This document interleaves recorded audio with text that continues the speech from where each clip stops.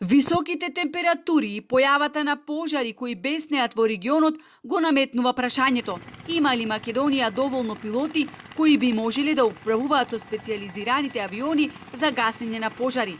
Згора на тоа што во моментов државава на располагање има само еден авион Канадер и евентуално 2 хеликоптери, добро упатените велат и да се стават во функција трите авиони, за да можат да гаснат пожари во исто време, на Дирекцијата за заштита и спасување ќе и требаат 9 пилоти, а во моментов има само тројца кои што се со потребниот сертификат. Околу ова, директорот на Центарот за управување со кризи и првиот човек на Дирекцијата за заштита и спасување со спротивни изјави. И сите специјализирани авиони да се во функција, има недостаток на пилоти? Апсолутно сте во право, бидејќи секое материјално-техничко средство треба да го користи човек.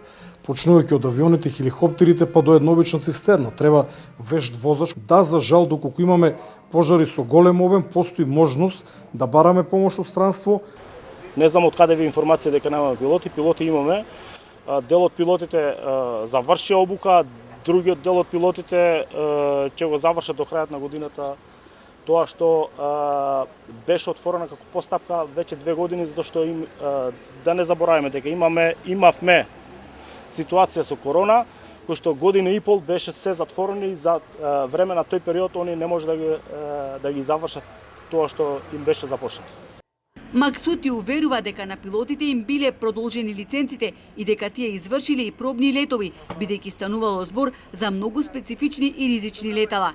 И додека тој очекува во случај на пожари први да реагираат општинските противпожарни служби, за Ангелов вистинска мака е што доколку се појават повеќе пожари во исто време, приоритет при праќањето помош ќе била политичката припадност на градоначалникот на чие подрачје избил пожарот. Македонија нема нити доволно пожарникари, нити опрема. Сликата е секаде иста. Градоначалниците сега прават напори да ги оспособат противпожарните служби. Инаку пожарите од ланското лето кои беснеа низ државата направија штета од 37,7 милиони евра. Во период меѓу јуни и септември се случија 142 шумски пожари во кои изгореле 11 хектари шума.